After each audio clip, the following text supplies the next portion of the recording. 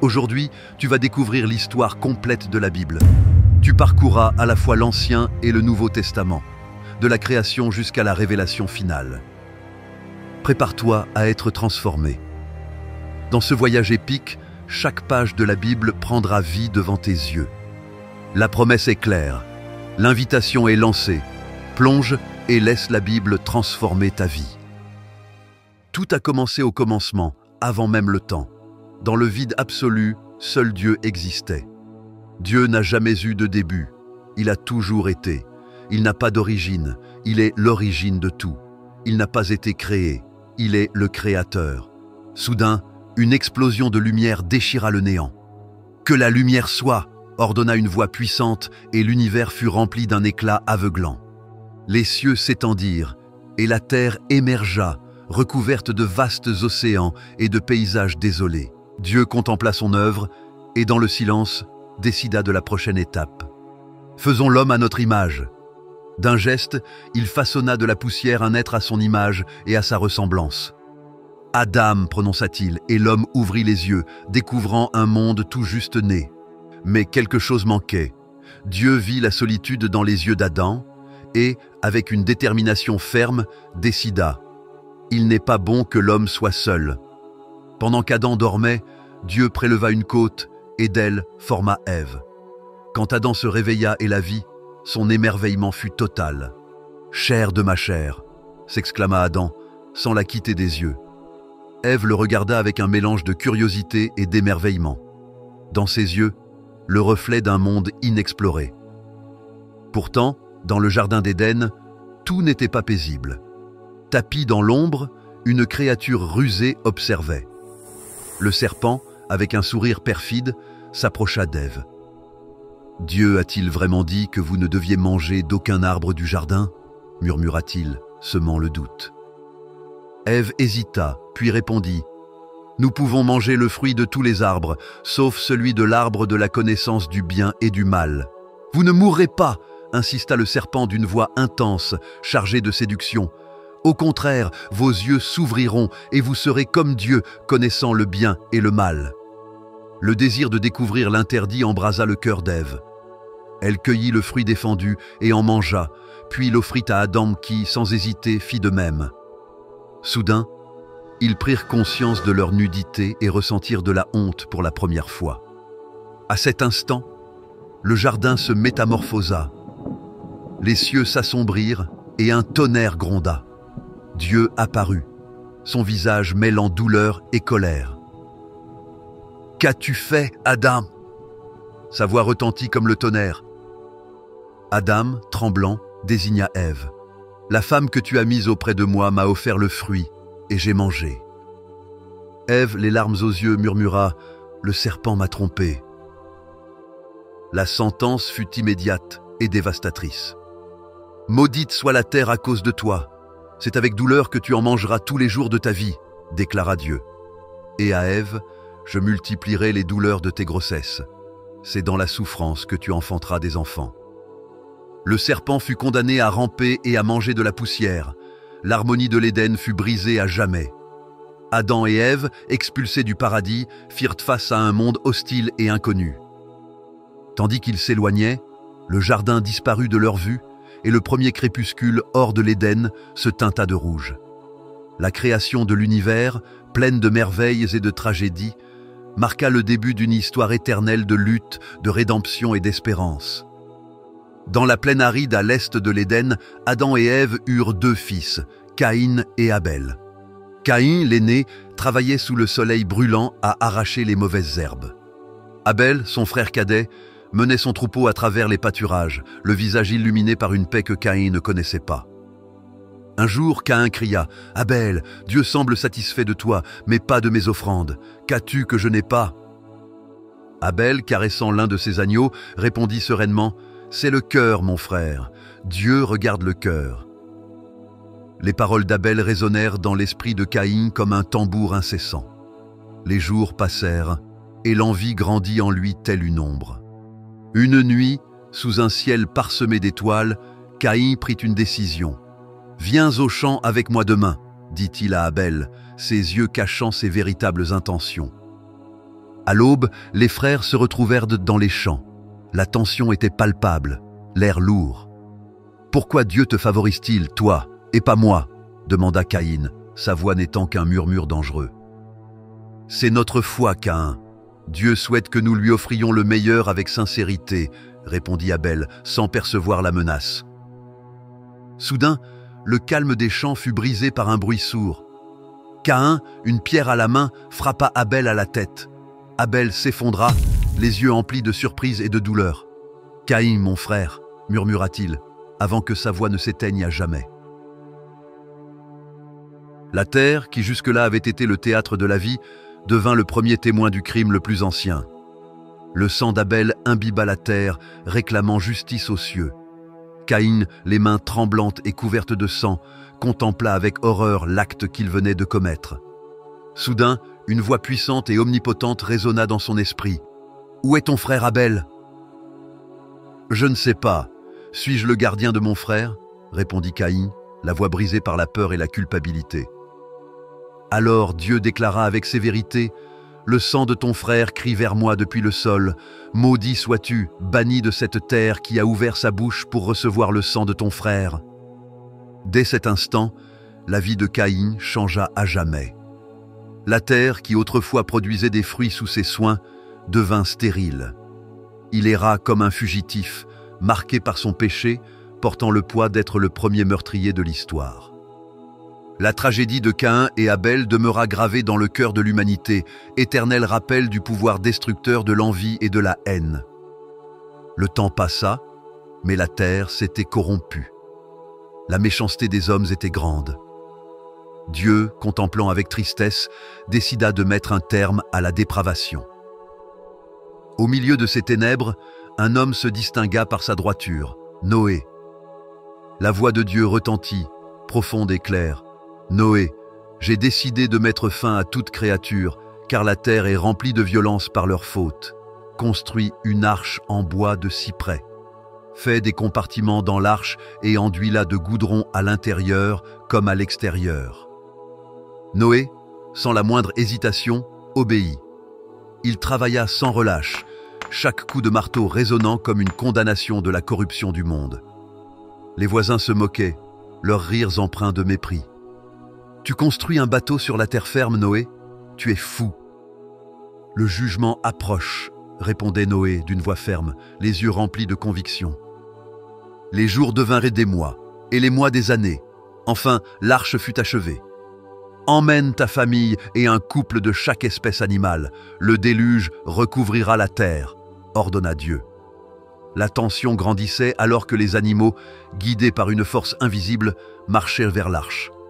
Les portes se fermèrent et un silence sinistre envahit la terre.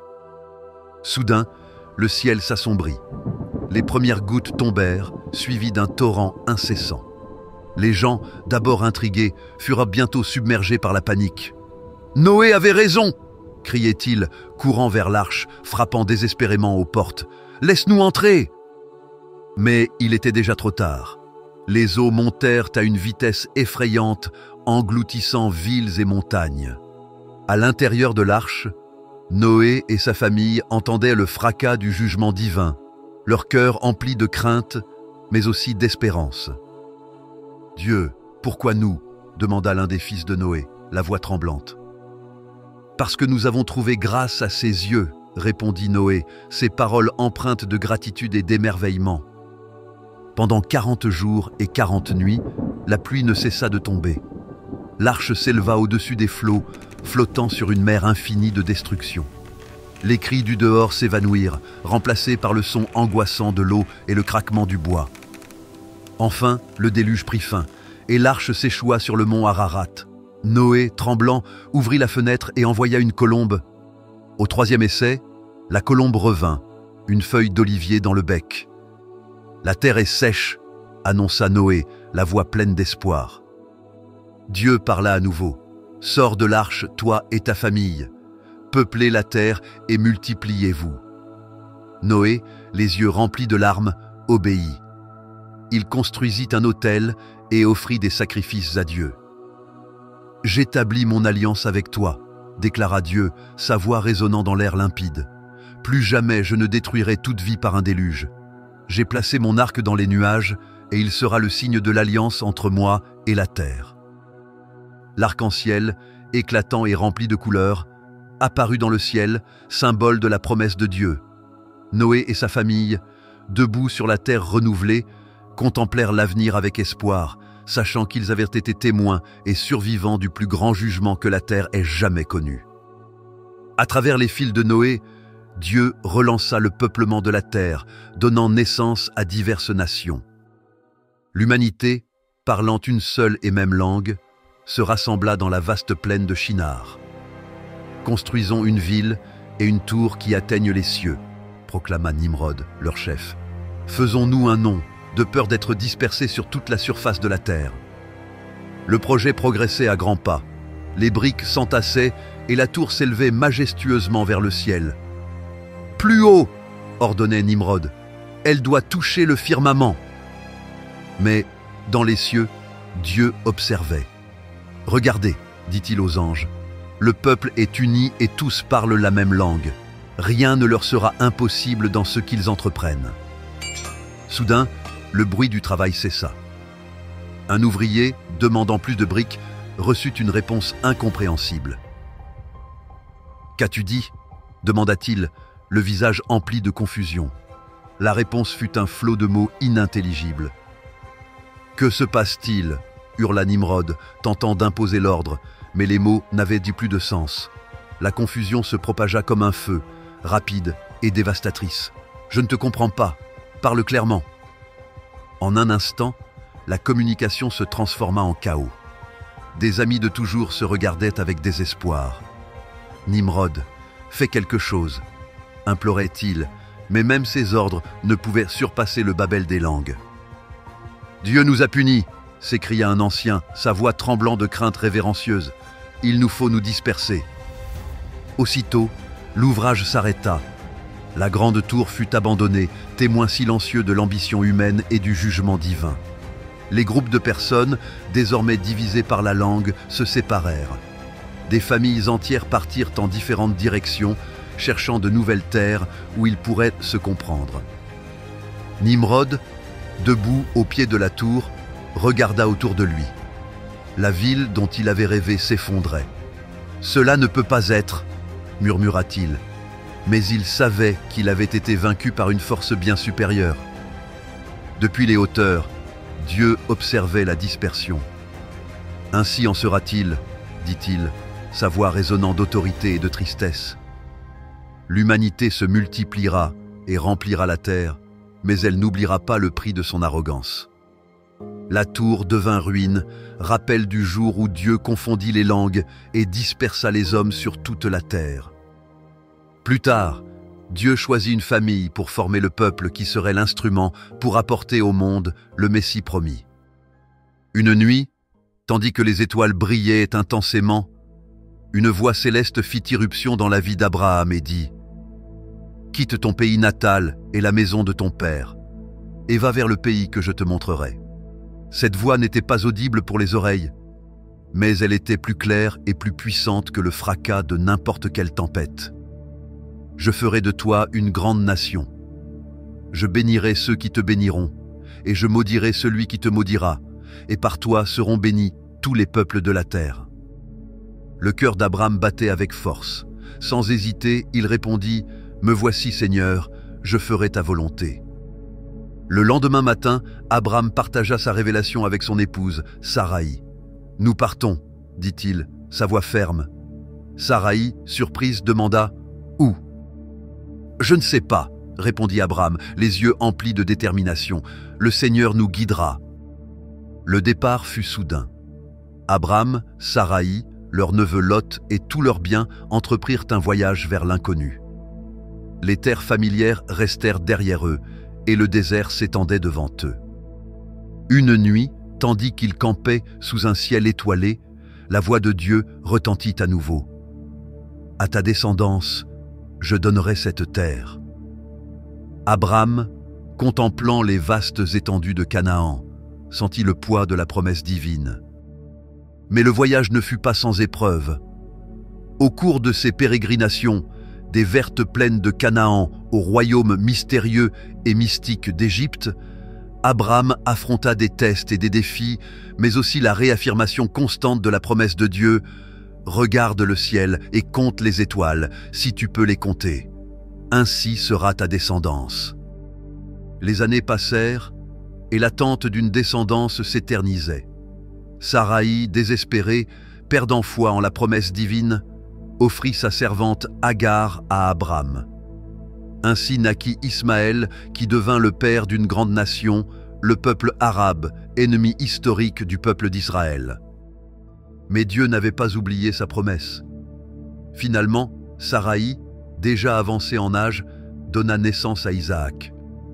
La joie emplit le foyer d'Abraham et de Sarah.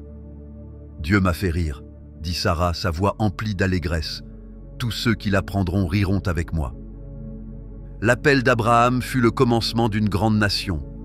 La promesse ne s'étendit pas seulement à Abraham, mais aussi à sa descendance, une lignée qui inclurait des rois, des prophètes et finalement le sauveur du monde. Isaac grandit et épousa Rebecca, avec qui il eut des jumeaux, Ésaü et Jacob. Ésaü devint le père des Édomites et Jacob le père des Israélites. Jacob eut 12 fils et une fille. Son avant-dernier fils, Joseph, reçut la promesse faite à sa famille. Cet appel suscita la jalousie de ses frères qui le vendirent comme esclave en Égypte. Mais Joseph, guidé par Dieu, passa du statut d'esclave à celui de bras droit du pharaon d'Égypte. Puis une famine dévastatrice frappa le pays. Ses frères, en quête de nourriture, se rendirent en Égypte, ignorant que le puissant gouverneur était le frère qu'ils avaient trahi. « Je suis Joseph », révéla-t-il finalement, les larmes aux yeux, « celui que vous avez vendu en Égypte.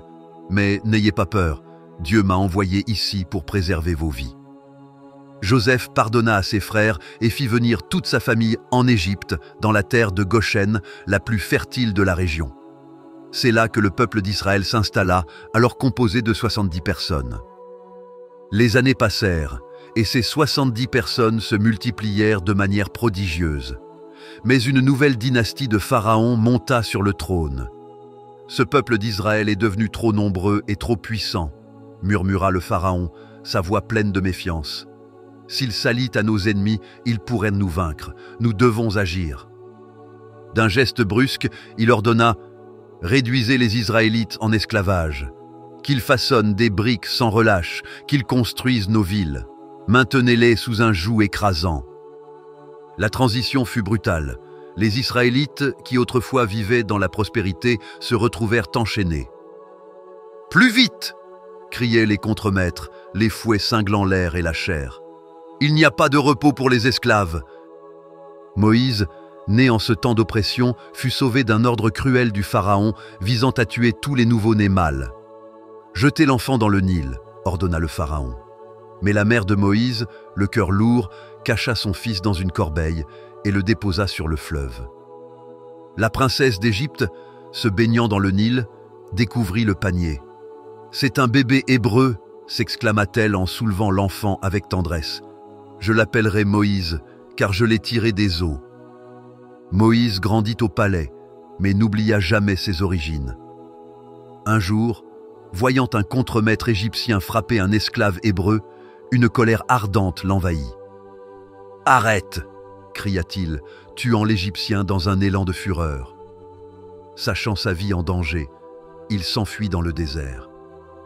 Les années d'esclavage se poursuivirent. Les Israélites, épuisés et désespérés, implorèrent Dieu « Sauve-nous, Seigneur, délivre-nous de cette oppression. » Dieu entendit leurs cris. Dans le désert, un buisson brûlait sans se consumer. Moïse, désormais berger, s'approcha avec prudence. « Moïse, Moïse !» appela la voix de Dieu depuis le buisson ardent. « Me voici !» répondit-il en tombant à genoux. Le buisson dit « J'ai vu la misère de mon peuple en Égypte. Je t'enverrai auprès du Pharaon pour faire sortir mon peuple d'Égypte. »« Qui suis-je pour aller voir le Pharaon ?» demanda Moïse, sa voix remplie de crainte.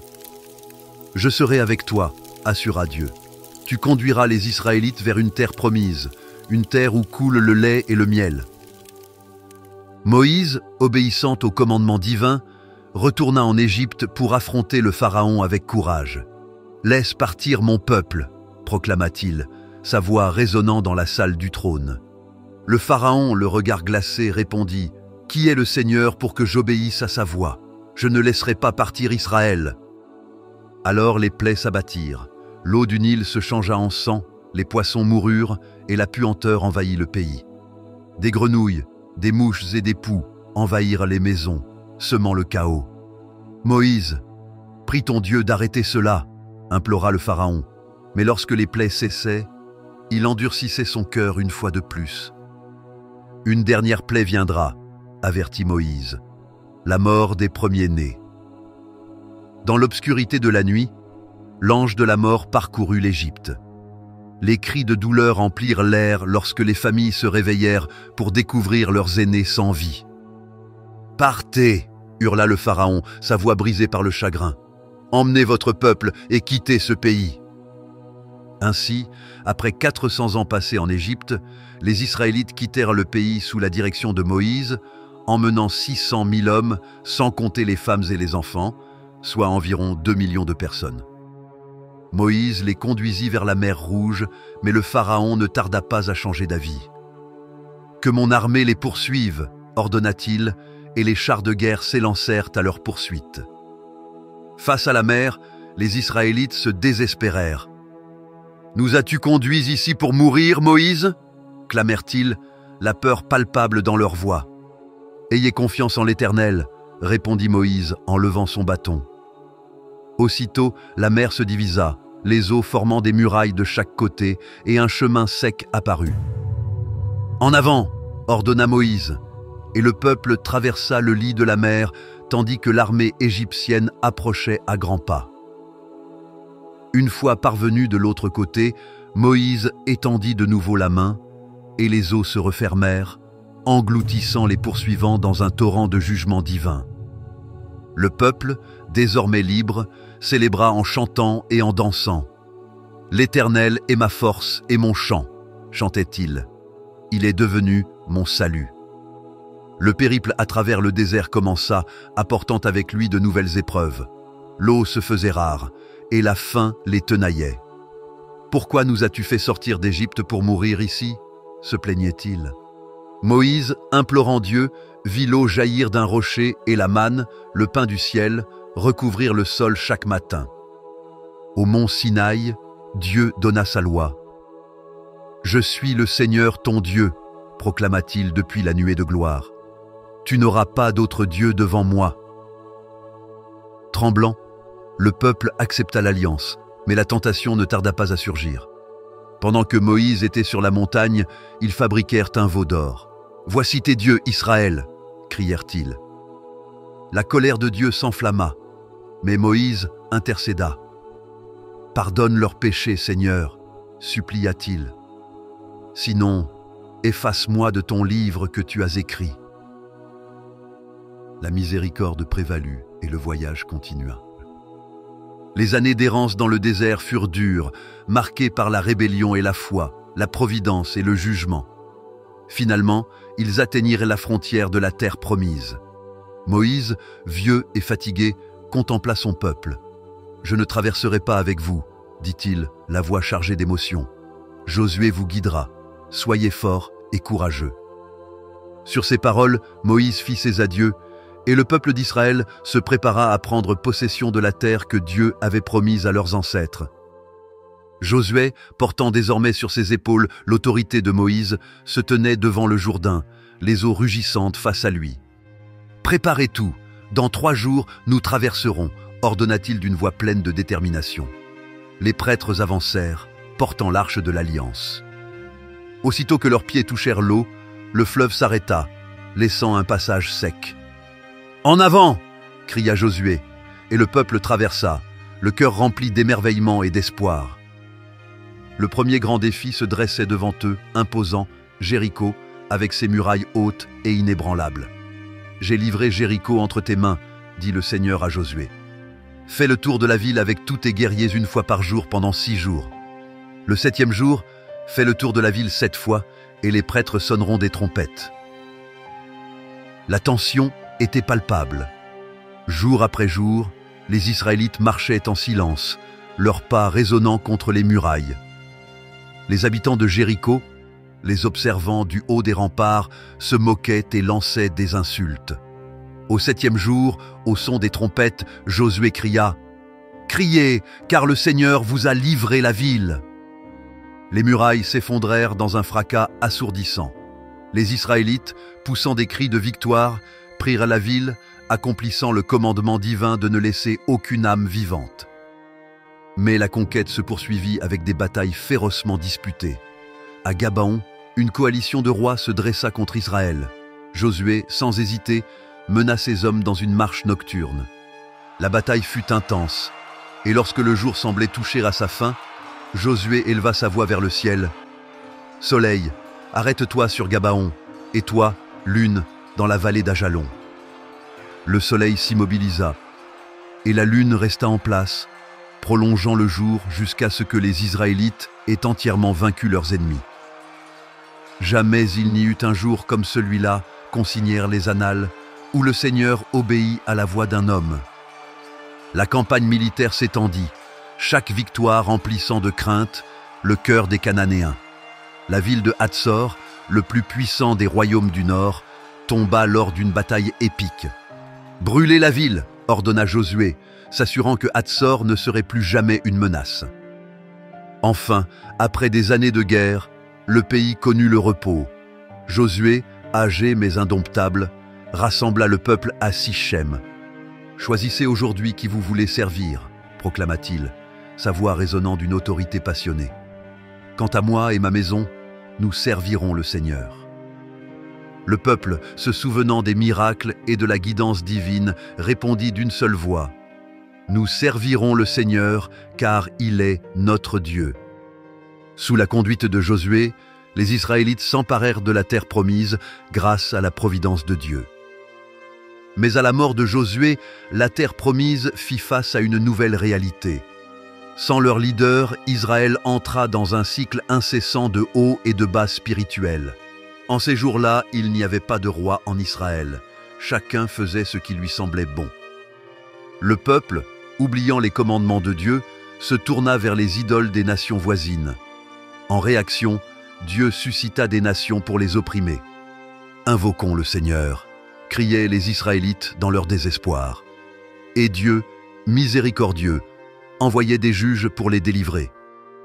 Au milieu de l'anarchie et du péché, le cri d'Israël pour un roi se fit plus pressant. « Nous voulons être comme les autres nations, » dirent-ils au prophète Samuel. « Donne-nous un roi qui nous gouverne et nous conduise au combat. » Israël réclamait un roi, et l'élu fut Saül. Au début, Saül dirigea avec bravoure, mais l'orgueil et la désobéissance ne tardèrent pas à obscurcir son jugement. Un jour, Saül offrit des sacrifices que seul Samuel était autorisé à accomplir. « Tu as agi comme un insensé », le réprimanda Samuel. « Ton royaume ne durera pas. Le Seigneur s'est choisi un homme selon son cœur. » Cet homme était David, un jeune berger de Bethléem. Lorsque le prophète Samuel loignit, l'Esprit du Seigneur descendit puissamment sur lui. Pendant ce temps, un esprit mauvais tourmentait Saül. Pour l'apaiser, on fit venir David, dont la musique à la harpe calmait le roi. David gagna rapidement en renommée, surtout après sa confrontation avec le géant philistin Goliath. « Qui est cet incirconcis qui ose défier les armées du Dieu vivant ?» s'écria David. Armé d'une fronde et d'une pierre, il abattit Goliath, et avec l'épée du géant, il lui coupa la tête. Israël célébra, mais le jaloux Saül vit en David une menace. Saül tenta de tuer David à maintes reprises, mais David s'échappa toujours. Finalement, Saül tomba au combat contre les Philistins. Mortellement blessé, il se jeta sur son épée. David, fils de Jessé, régnera, reconnurent tous. David, désormais roi, unifia les tribus et conquit Jérusalem, faisant de la ville sa capitale. David était un roi courageux et juste, mais pas sans péché. Un jour de faiblesse, il aperçut Bethsabée, l'épouse d'Uri.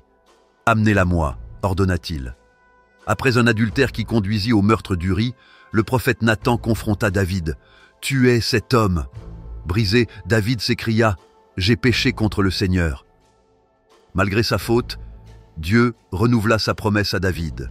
« Ta maison et ton royaume subsisteront à jamais. » David régna pendant 40 ans, et sur son lit de mort, il instruisit son fils Salomon. « Sois fort et montre-toi un homme.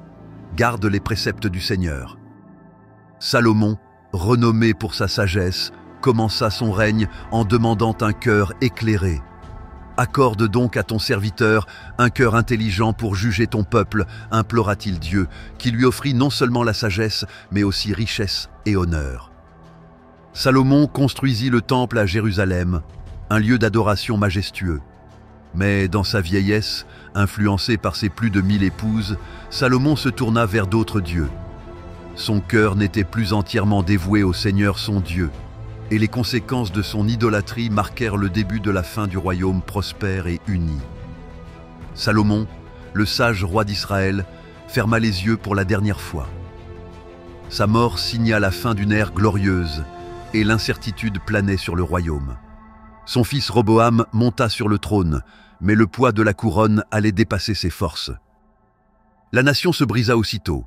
10 tribus s'unirent pour former le royaume du Nord, appelé Israël, sous la conduite de Jéroboam. Seules les tribus de Juda et de Benjamin restèrent fidèles à Roboam, formant le royaume du Sud, connu sous le nom de Juda, avec pour capitale Jérusalem.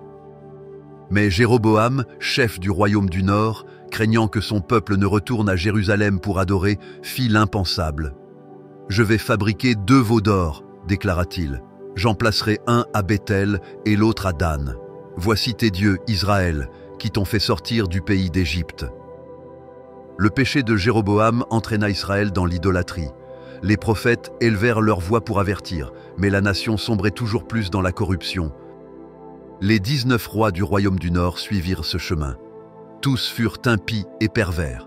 Aucun ne chercha Dieu. Mais le pire fut Achab. Sous son règne, les ténèbres s'abattirent sur Israël. Jézabel, son épouse, introduisit le culte de Baal, le dieu cananéen de la prospérité. « Construisez des autels à Baal », ordonna Jézabel, son influence imposante sur Achab. Le peuple, séduit par les promesses de prospérité, s'éloigna du Seigneur. En ces temps d'idolâtrie, Dieu suscita Élie, un prophète aux paroles ardentes et à la foi inébranlable. Par le Seigneur vivant, Dieu d'Israël, en la présence duquel je me tiens, il n'y aura ni rosée ni pluie ces années-ci, sinon à ma parole, proclama Élie devant un Achab stupéfait. Et ainsi fut-il. Pendant 3 ans, le ciel resta fermé et la sécheresse dévasta la terre. La confrontation finale entre Élie et les prophètes de Baal eut lieu sur le mont Carmel. Convoque tout Israël et les 450 prophètes de Baal défia Élie à Achab. La montagne était empreinte d'une immense expectative. Les prophètes de Baal invoquèrent leur Dieu du matin jusqu'à midi, se tailladant et dansant frénétiquement. Quand vint le tour d'Élie, il déclara « Seigneur, Dieu d'Abraham, d'Isaac et de Jacob, fais savoir aujourd'hui que tu es Dieu en Israël. » Le feu descendit du ciel, consumant le sacrifice, le bois, les pierres et l'eau. « Le Seigneur est Dieu, le Seigneur est Dieu !» s'écria le peuple, se prosternant avec une crainte révérencieuse. Les prophètes de Baal furent exécutés, et Élie pria pour la pluie. Les nuages s'amoncelèrent, et une puissante tempête mit un terme à la sécheresse.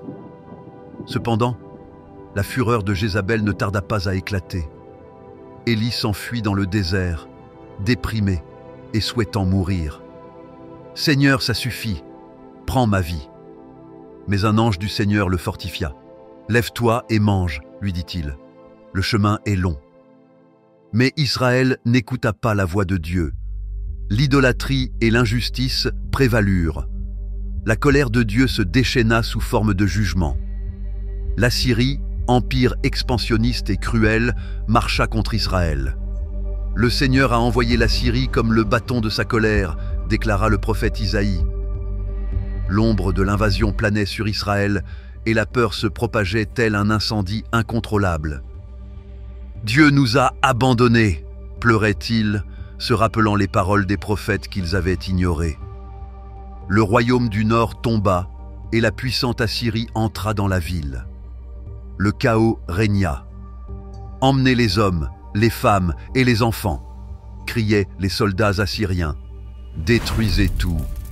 Les maisons brûlèrent et les cris des captifs emplirent l'air. « Israël, toi qui as oublié ton Dieu, tu fais maintenant face au jugement qui t'a été annoncé, » murmura un vieil homme, les yeux remplis de larmes tandis qu'il était enchaîné. Les Israélites, enchaînés et humiliés, furent conduits en exil. Les fils d'Israël furent dispersés sur les terres d'Assyrie et l'identité du royaume du Nord s'effaça. Le royaume d'Israël, autrefois prospère et béni, fut démantelé. Mais au cœur de la tragédie, les paroles d'espoir persistent. « Le Seigneur n'a pas oublié son peuple », murmurèrent les fidèles, s'accrochant à la promesse de rédemption. Juda, le royaume du Sud, n'apprit pas de la chute d'Israël. Les rois de Juda et le peuple méprisèrent les avertissements. Le roi Joachim, défiant, brûla le rouleau des prophéties de Jérémie. Mais la parole du Seigneur ne pouvait être réduite au silence. Ainsi, en 587 avant Jésus-Christ, Nabuchodonosor, roi de Babylone, assiégea Jérusalem. La tension était insoutenable. « Pourquoi n'avons-nous pas écouté Jérémie ?» se lamentèrent certains. Sédécias, terrifié, chercha secrètement le conseil du prophète. « Si tu te rends, tu vivras », avertit Jérémie. Mais le roi n'eut pas le courage d'obéir. Après 18 mois de siège, les murailles de Jérusalem furent abattues. La brutalité des Babyloniens ne connut pas de limite. « Brûlez le temple », ordonna Nabuchodonosor. « Détruisez la ville ». Les flammes dévorèrent le temple, le palais et les maisons. Le ciel nocturne s'illumina des lueurs de la destruction. Sédécias tenta de s'enfuir, mais il fut capturé. Sous ses yeux, ses fils furent assassinés. « Ce sera la dernière chose que tu verras », déclara le capitaine babylonien avant de l'aveugler et de l'enchaîner. Les survivants, enchaînés et humiliés, furent conduits en longue file vers Babylone. « Notre Dieu nous a abandonnés », pleurait-il. Mais même là, la voix de Dieu ne se tut pas. À travers Daniel, Shadrach, Méshach et Abed-Négo, Dieu montra sa puissance et sa fidélité. Les promesses de rédemption et de restauration résonnèrent au milieu de la désolation. « Les projets que j'ai conçus pour vous sont des projets de paix », déclara le Seigneur par la bouche de Jérémie. « Je vous ramènerai dans ce pays. » Après 70 ans d'exil, le changement arriva de manière inattendue. Cyrus le Grand, roi de Perse, conquit Babylone en une nuit historique. « Le Seigneur m'a donné tous les royaumes de la terre », proclama Cyrus dans un décret surprenant. « Et il m'a chargé de lui bâtir un temple à Jérusalem, que tous ceux qui font partie de son peuple montent et rebâtissent la maison du Seigneur. » Le décret se répandit rapidement parmi les exilés. Zorobabel, descendant de David, se leva comme leader. « Le Seigneur a ouvert une porte », dit-il avec conviction. « Retournons et rebâtissons le temple. » Les Juifs, remplis d'espoir, entreprirent leur long voyage de retour vers Jérusalem. À leur arrivée, ils ne trouvèrent que ruines et désolation. « C'était la cité de notre Dieu », murmurait-il, les yeux noyés de larmes. Mais Zorobabel, sans se laisser décourager, insuffla courage au peuple. « Commençons par l'autel. Adorons d'abord le Seigneur. » La construction débuta avec un enthousiasme débordant, mais bientôt ils furent confrontés aux railleries et aux menaces de leurs ennemis. « Que font donc ces faibles Juifs ?» se moquait-il. Néhémie, avec détermination, organisa le peuple. « Travaillez d'une main et de l'autre, tenez vos armes », ordonna-t-il. « Notre Dieu combattra pour nous. » En 52 jours, les murailles furent achevées. La victoire fut célébrée par une dédicace solennelle. La nation tout entière renouvela son alliance avec Dieu, mêlant larmes et réjouissances. Mais cette joie fut de courte durée. L'écho des prophètes s'estompa et un profond silence s'installa sur Israël. Les cieux, autrefois résonnant des paroles de Dieu, demeuraient désormais dans un inquiétant mutisme. L'ère intertestamentaire commença, marquée par la domination étrangère et les luttes internes. Alexandre le Grand, avec son armée invincible, conquit le monde connu, y compris la Judée. Sous le règne grec, nous adopterons leur culture, déclara-t-il, sans savoir que son empire se fragmenterait après sa mort. Les successeurs d'Alexandre, les Ptolémées en Égypte et les Séleucides en Syrie, se disputaient le contrôle de la région. La Judée, prise entre ces puissances, devint un champ de bataille. Au début, la domination des Ptolémées était tolérable, mais l'oppression grandit jusqu'à tenter d'éradiquer la foi juive. « Interdisez leurs rituels », ordonna le roi. « Érigez un autel à Zeus dans le temple. » Le mécontentement se transforma en furie. « C'est une abomination !» s'écrièrent les Juifs. Dans la petite ville de Modien, un vieux prêtre, Mattathias, se leva pour la rébellion. « Que celui qui est fidèle au Seigneur me suive !» cria-t-il, tuant un émissaire grec qui tentait de le forcer à sacrifier aux dieux païens. L'étincelle de la rébellion fut allumée. Ses fils, les Maccabées, menèrent une guérilla contre les oppresseurs. Judas Maccabée, surnommé le marteau, se distingua par sa bravoure et sa stratégie. « Luttons pour notre liberté et notre foi », proclama-t-il. Bataille après bataille, les Maccabées défirent les armées séleucides. Lors d'une confrontation décisive, Judas regarda son armée. « Ayons confiance dans le Seigneur des armées, il vaut mieux mourir au combat que voir la destruction de notre nation. » Contre toute attente, les Juifs triomphèrent. En 164 avant Jésus-Christ, ils reconquirent Jérusalem et purifièrent le temple. Mais le conflit ne cessa pas. L'ascension de Rome à l'horizon apporta un nouveau défi. En 63 avant J.C., Pompée le Grand, général romain, entra dans Jérusalem. « Ce territoire fait désormais partie de l'Empire romain », déclara-t-il. La Judée devint une province romaine, gouvernée par des procurateurs et des marionnettes du Sénat de Rome. Hérode le Grand, astucieux et impitoyable, monta sur le trône avec le soutien de Rome. « Je construirai le plus magnifique des temples », promit-il, cherchant à gagner les faveurs du peuple, mais son règne fut marqué par la tyrannie. Bien que les prophètes gardassent le silence, la foi en un Messie à venir restait vivante, se préparant à un nouveau chapitre de l'histoire sacrée. Dans le silence de la nuit, le ciel de Bethléem s'illumina de manière inattendue. Les bergers, veillant sur leurs troupeaux, furent surpris par une vision céleste. « N'ayez pas peur », proclama un ange, sa voix résonnant d'une autorité divine.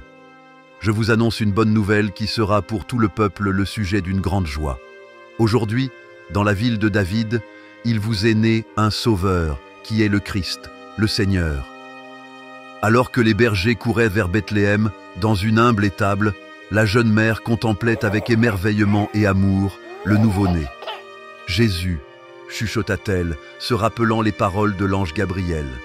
Il sera grand et sera appelé Fils du Très-Haut. » Joseph, son époux, s'approcha, le visage empreint d'admiration et de responsabilité. « Marie, ce que les prophètes ont annoncé s'est accompli, » dit-il d'une voix ferme. « De toi naîtra celui qui gouvernera Israël. » Le silence de l'étable fut interrompu par l'arrivée des bergers.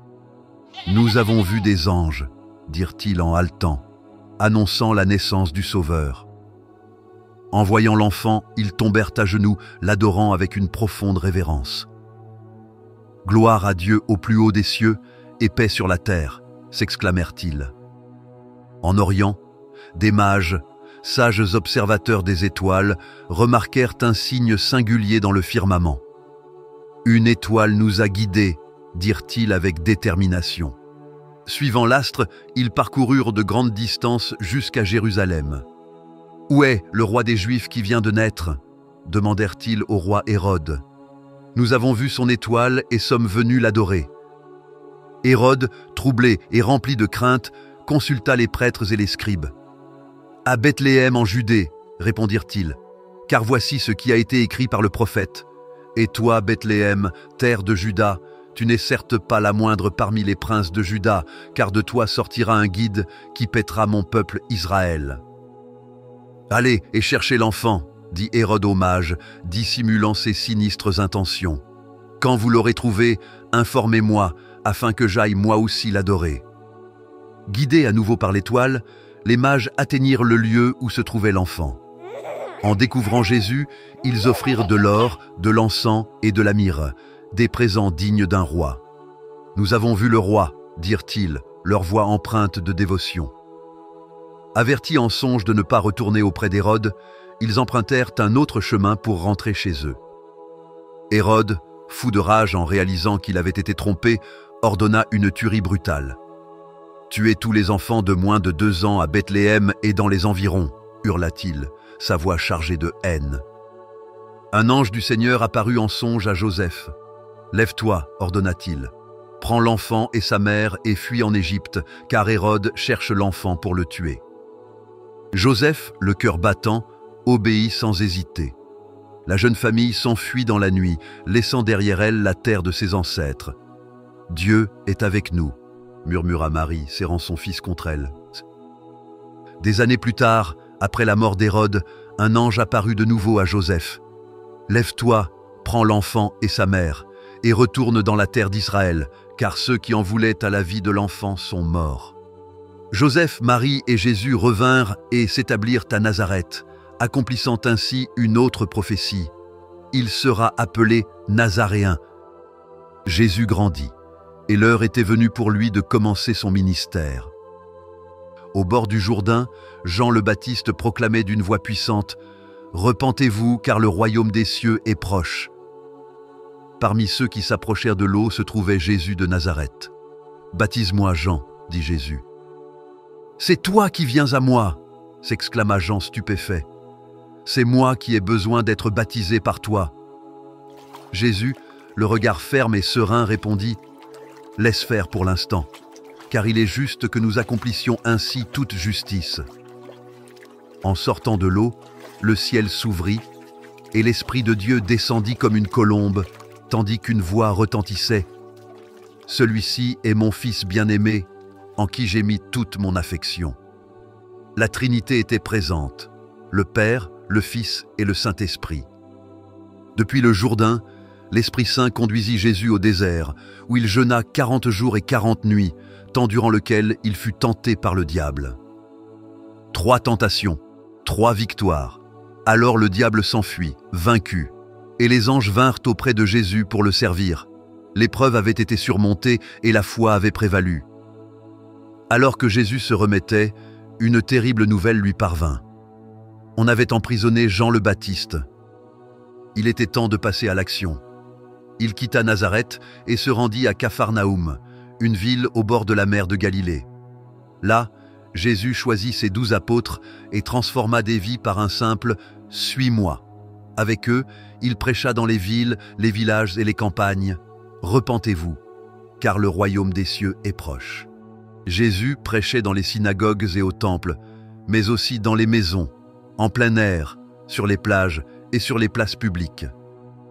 Il parcourait les villages, faisant le bien et libérant tous ceux que le diable opprimait. Il guérissait les malades, nourrissait les affamés, rendait la vue aux aveugles, redressait les paralytiques, faisait marcher les boiteux, rendait l'ouïe aux sourds, purifiait les lépreux, libérait les possédés et ressuscitait les morts. Il était la plus grande révélation de Dieu aux hommes. On l'appelait Emmanuel, Dieu avec nous. Jésus enseignait avec autorité, révélant les mystères du royaume des cieux par des paraboles. Le royaume des cieux est semblable à une graine de moutarde qu'un homme a prise et semée dans son champ. C'est la plus petite de toutes les graines, mais quand elle a poussé, elle devient la plus grande des plantes potagères et se change en arbre, si bien que les oiseaux du ciel viennent nicher dans ses branches. Ces enseignements et ces miracles transformaient des vies, mais défiaient aussi les pouvoirs établis. « Cet homme ne vient pas de Dieu, disaient les pharisiens, car il ne respecte pas le sabbat. » Jésus, les confrontant, déclara « Le Fils de l'homme est maître du sabbat. » Et il accomplit des miracles prodigieux. À Cana, il transforma l'eau en vin. Son premier prodige, laissant les convives émerveillés. « Faites tout ce qu'il vous dira », avait conseillé Marie. Sur la montagne des Béatitudes, il proclama « Heureux les pauvres en esprit, car le royaume des cieux est à eux ». Il apaisa une tempête déchaînée par une simple parole. Jésus dit « Silence, tais-toi ». Ses disciples se demandaient « Qui est donc celui-ci pour que même le vent et la mer lui obéissent ?» Il nourrit 5000 personnes avec 5 pains et 2 poissons et ressuscita Lazare d'entre les morts en criant « Lazare, sors !» Il défia les chefs religieux avec la parabole du bon samaritain, leur lançant « Va et fais de même !» Son enseignement le plus percutant, le sermon sur la montagne, redéfinit la loi avec une clarté saisissante. Vous avez appris qu'il a été dit « Mais moi, je vous dis ». Dans chaque miracle, sermon et enseignement, Jésus révéla la profondeur de l'amour divin et appela à une vie de foi et de justice. Ainsi, la renommée de Jésus grandit et les leaders religieux conspirèrent contre lui. « Il vaut mieux qu'un seul homme meure pour le peuple », déclara Caïphe, le grand prêtre. À Jérusalem, la tension atteignait son comble. Voyant l'oppression et la corruption régner dans le temple, Jésus renversa les tables des changeurs et expulsa les marchands. Il est écrit « Ma maison sera appelée maison de prière, mais vous en avez fait une caverne de voleurs. » Son geste fut un défi direct aux autorités religieuses qui commencèrent à conspirer pour le faire mourir. Cependant, Jésus était conscient que son heure était venue. Il rassembla ses disciples pour un dernier repas dans une chambre haute de Jérusalem. Avant la dernière scène, l'atmosphère était lourde de tension. « L'un de vous va me trahir », annonça-t-il soudain, et l'impact de ses paroles les laissa tous stupéfaits. « Est-ce moi, Seigneur ?» demandait-il l'un après l'autre, avec crainte et étonnement dans la voix. Judas, dont le cœur était rempli de ténèbres, murmura simplement « Est-ce moi, maître ?» Jésus, le fixant du regard, répondit « Tu l'as dit ». Pendant le repas, Jésus prit le pain, le rompit et le donna à ses disciples. « Prenez et mangez, ceci est mon corps. » Puis il prit la coupe, rendit grâce et la leur tendit. « Buvez-en tous, car ceci est mon sang de la nouvelle alliance, versé pour le pardon des péchés. » La solennité du moment était palpable, chaque disciple ressentant le poids de ses paroles. Il les instruisit. « Faites ceci en mémoire de moi. » Jésus savait que cet acte deviendrait le cœur de la foi chrétienne. Après le repas, Jésus emmena ses disciples au jardin de Gethsémani. « Mon âme est triste jusqu'à la mort », confia-t-il à Pierre, Jacques et Jean. Il s'éloigna pour prier, son agonie si intense que sa sueur tombait comme des gouttes de sang. « Père, s'il est possible, que cette coupe s'éloigne de moi. Cependant, que ta volonté soit faite et non la mienne, » pria-t-il, acceptant son destin. Soudain, Judas apparut avec une foule armée. « Je te salue, maître !» dit-il, trahissant Jésus par un baiser. Dans un tournant dramatique, Jésus fut arrêté, et les disciples s'enfuirent, le laissant seul aux mains de ses ennemis. « C'est par un baiser que tu livres le Fils de l'homme ?» dit Jésus, regardant Judas avec tristesse. Les gardes l'arrêtèrent, et les disciples s'enfuirent, terrifiés. Jésus fut conduit devant le Sanhédrin, où il fut interrogé et battu. « Dis-nous si tu es le Christ », exigeaient les grands prêtres. « Si je vous le dis, vous ne me croirez pas », répondit Jésus. « Mais désormais, le Fils de l'homme siégera à la droite de la puissance de Dieu. »« Es-tu donc le Fils de Dieu ?» insistèrent-ils. « C'est vous qui le dites », affirma Jésus. Dans un cri de fureur, le grand prêtre déchira ses vêtements. « Blasphème, il mérite la mort. » À l'aube, ils le menèrent devant Pilate, le gouverneur romain. « Es-tu le roi des Juifs ?» demanda Pilate. « C'est toi qui le dis », répondit Jésus. Ne trouvant aucune faute en lui, Pilate proposa de le libérer selon la coutume de la Pâque. « Qui voulez-vous que je vous relâche ? Barabbas ou Jésus, qu'on appelle le Christ ?» La foule, incitée par les chefs religieux, s'écria « Barabbas ! Que ferais-je donc de Jésus ? Crucifie-le » hurlait-il, « crucifie-le » Jésus fut brutalement flagellé, son corps lacéré et ensanglanté.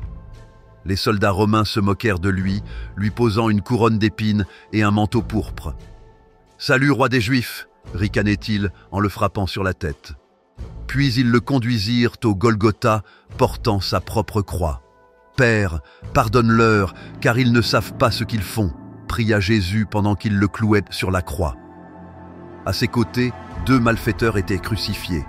L'un d'eux l'injuriait « N'es-tu pas le Christ ? Sauve-toi toi-même et nous avec !»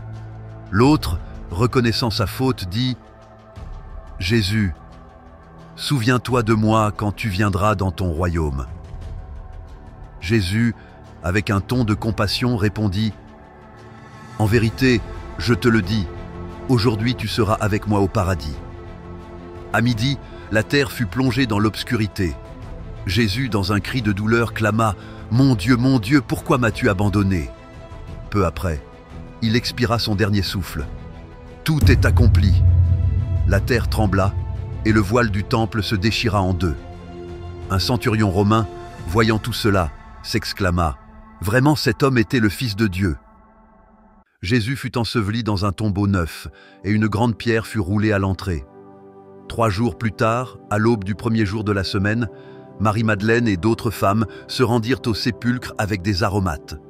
Mais soudain, elles virent que la pierre avait été enlevée. « Pourquoi cherchez-vous parmi les morts celui qui est vivant ?» dit un ange resplendissant. « Il n'est pas ici, il est ressuscité. » Le miracle s'était accompli. Les femmes, remplies d'étonnement et de joie, coururent le raconter aux disciples. Pierre et Jean accoururent au sépulcre. « Le Seigneur est ressuscité », dirent-ils, émerveillés. Jésus apparut à Marie-Madeleine dans le jardin. « Rabboni !» s'exclama-t-elle, s'agenouillant devant lui. « Va dire à mes frères que je monte vers mon Père et votre Père », l'instruisit Jésus. Jésus apparut aux disciples à plusieurs reprises, leur montrant les blessures de ses mains et de son côté. « La paix soit avec vous », dit-il. Et en soufflant sur eux, il ajouta « Recevez l'Esprit Saint ». Finalement, sur le mont des Oliviers, Jésus les réunit. « Toute autorité m'a été donnée au ciel et sur la terre. Allez donc, faites de toutes les nations des disciples, les baptisant au nom du Père, du Fils et du Saint-Esprit, et leur enseignant à observer tout ce que je vous ai commandé. Et voici, je suis avec vous tous les jours, jusqu'à la fin du monde. » Pendant qu'il les bénissait, il fut élevé au ciel et une nuée le déroba à leurs yeux. Les disciples, fixant le ciel, entendirent la voix de 2 hommes vêtus de blanc. « Pourquoi regardez-vous vers le ciel ? Ce même Jésus qui a été enlevé au ciel d'auprès de vous reviendra de la même manière que vous l'avez vu partir. » Après l'ascension de Jésus, les disciples retournèrent à Jérusalem, remplis de ferveur et d'attente. « Attendons la promesse du Père », dit Pierre, se rappelant les paroles de Jésus. Unis dans la prière, ils attendirent dans la chambre haute, sans savoir quand l'Esprit Saint arriverait. Le jour de la Pentecôte, un bruit semblable à celui d'un vent impétueux remplit la maison où ils étaient assis. Des langues de feu se posèrent sur chacun d'eux, et tous furent remplis de l'Esprit Saint, commençant à parler en diverses langues. La foule qui s'était rassemblée était stupéfaite. « Comment se fait-il que chacun de nous les entende parler dans notre langue maternelle ?» se demandait-il.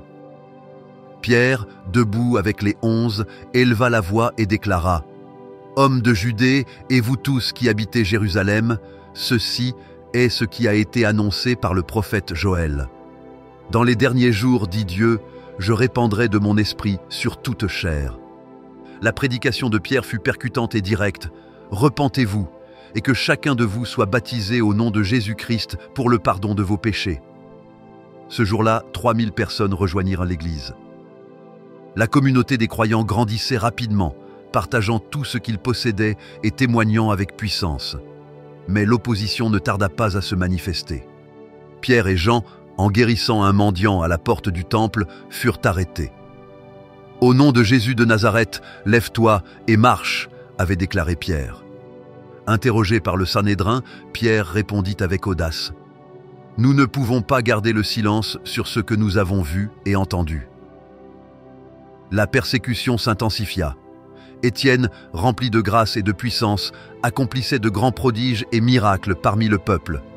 Ses ennemis, incapables de résister à sa sagesse, l'accusèrent faussement et le conduisirent devant le Sanhédrin. « Je vois les cieux ouverts et le Fils de l'homme debout à la droite de Dieu », s'exclama Étienne avant d'être lapidé à mort.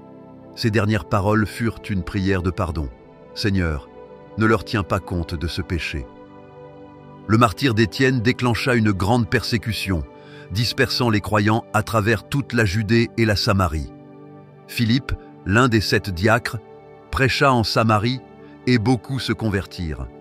Sur une route déserte, Philippe rencontra un eunuque éthiopien lisant le livre d'Isaïe. « Comprends-tu ce que tu lis » lui demanda-t-il. Après lui avoir expliqué l'Évangile, l'eunuque crut et fut baptisé.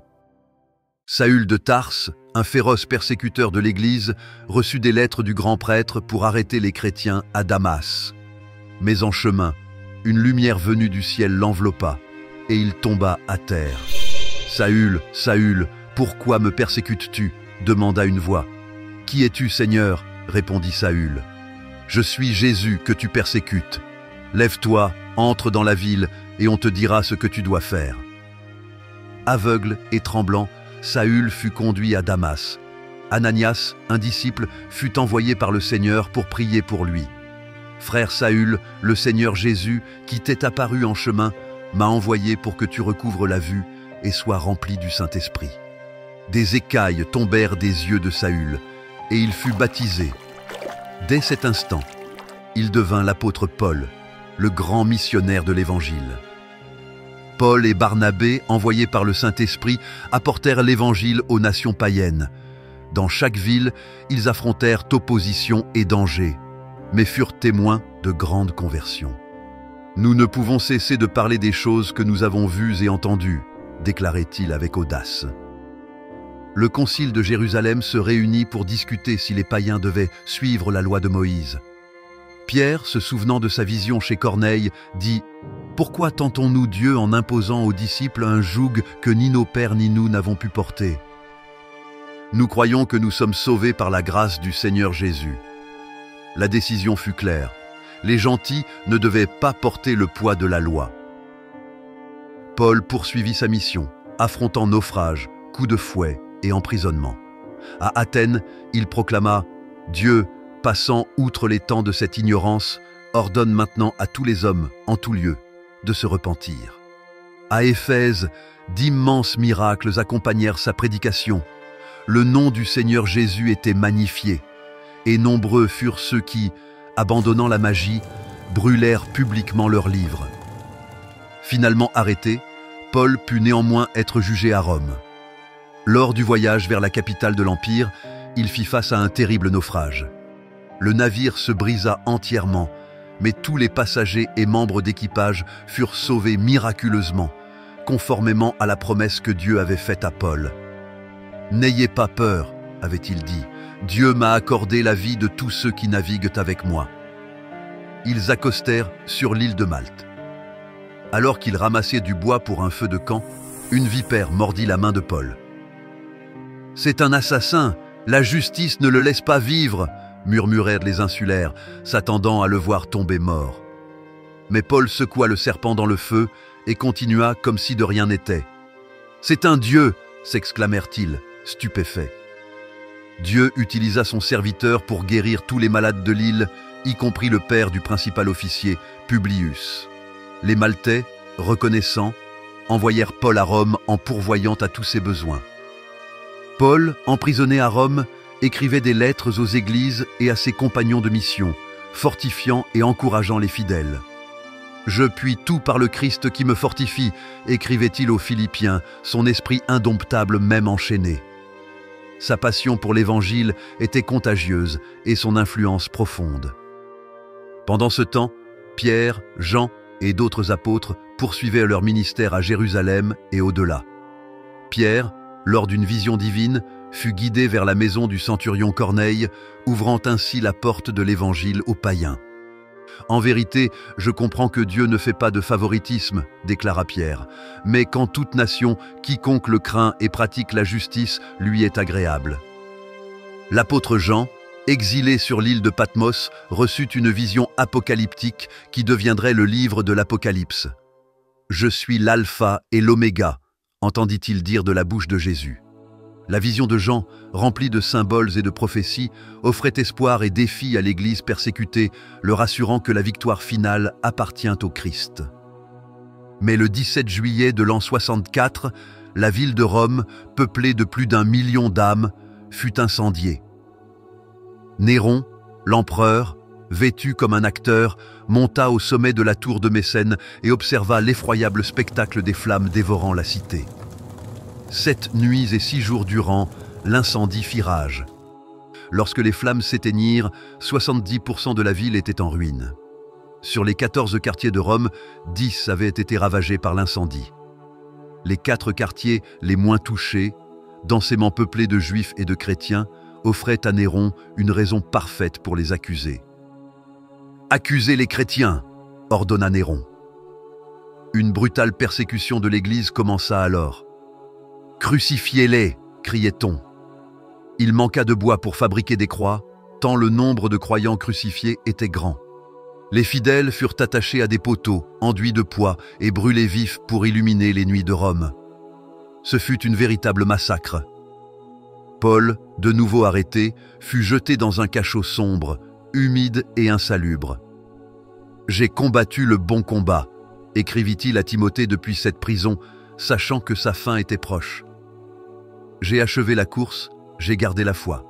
Désormais, m'est réservée la couronne de justice. » Dans l'obscurité de sa cellule, l'apôtre Paul, vieilli et enchaîné, écrivit sa dernière épître. La conscience de son martyre imminent ne l'effrayait pas. Au contraire, elle le renforçait dans sa foi.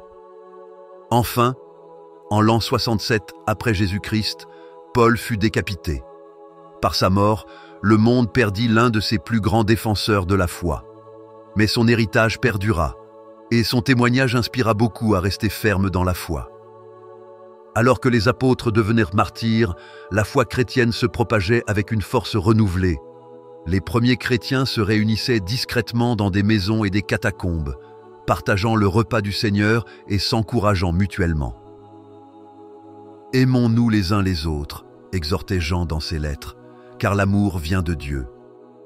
L'Église commença également à s'organiser, avec des anciens et des évêques dirigeant les communautés. La chute de Jérusalem en l'an 70 après Jésus-Christ fut un coup dévastateur, mais marqua aussi un tournant décisif. Les chrétiens, se souvenant de l'avertissement de Jésus, s'enfuirent vers Pella et d'autres villes. La destruction du temple souligna la vérité que la véritable adoration ne se limite pas à un lieu physique, mais qu'elle est centrée sur le Christ lui-même. L'Église continua de s'étendre vers l'Afrique du Nord. Le sang des martyrs est la semence de l'Église. Malgré la persécution, l'Église grandit. La conversion de figures éminentes comme Justin Martyr, un philosophe païen qui embrassa la foi chrétienne et affirma que le christianisme était la véritable philosophie. Au cours de ces 50 années, furent écrits les textes qui forment aujourd'hui le Nouveau Testament. 4 évangiles émergèrent, chacun offrant une perspective unique. Matthieu, Marc et Luc, les évangiles synoptiques, présentaient Jésus sous des angles complémentaires. « Jésus est le roi des Juifs », proclamait Matthieu, rempli de citations de l'Ancien Testament. « Voici le Messie promis ». Marc, avec son style direct et concis, mettait en avant « Jésus, le serviteur souffrant ». Un message destiné aux Romains, centré davantage sur ses actes que sur ses paroles. « Le Fils de l'homme », décrivait Luc, le médecin païen, avec une attention méticuleuse aux détails historiques et un accent sur l'humanité parfaite de Jésus. Jésus, l'homme parfait, rempli du Saint-Esprit. L'évangile de Jean, écrit à la fin du 1er siècle, confrontait le gnosticisme. Jésus est véritablement Dieu et véritablement homme, affirmait-il avec clarté. Jean sélectionna 7 miracles et 7 déclarations « Je suis » pour prouver la divinité du Christ. Au commencement était le Verbe, et le Verbe était avec Dieu, et le Verbe était Dieu. Le livre des Actes, suite de l'histoire, raconte l'expansion de l'Église primitive. De Jérusalem, en passant par Antioche et Éphèse, la foi chrétienne se répandit à travers le monde. Il n'a pas de conclusion, disait-il, car l'histoire de l'Église continue. Et enfin, le dernier livre du Nouveau Testament, l'Apocalypse. L'Apocalypse est un livre prophétique sur la fin des temps et le retour du Christ sur terre. Des prophéties qui ne se sont pas encore accomplies, mais qui bientôt s'accompliront. Jean a écrit ces paroles lors de ses visions sur l'île de Patmos. « J'ai vu un ciel nouveau et une terre nouvelle », a-t-il écrit. L'agneau triomphe de la bête, la nouvelle Jérusalem descend du ciel. L'histoire de l'Église ne s'est pas achevée avec ses écrits. Nous sommes les héritiers et les continuateurs de l'Église née à la Pentecôte. Le même esprit qui animait les apôtres nous guide aujourd'hui. Si tu veux comprendre le dernier livre de la Bible, l'Apocalypse, tu dois regarder cette vidéo. Si tu penses que l'Apocalypse est un livre de destruction, de mal ou de Satan, tu fais fausse route. L'Apocalypse révèle ce qui se passera avant, pendant et après le retour du Christ.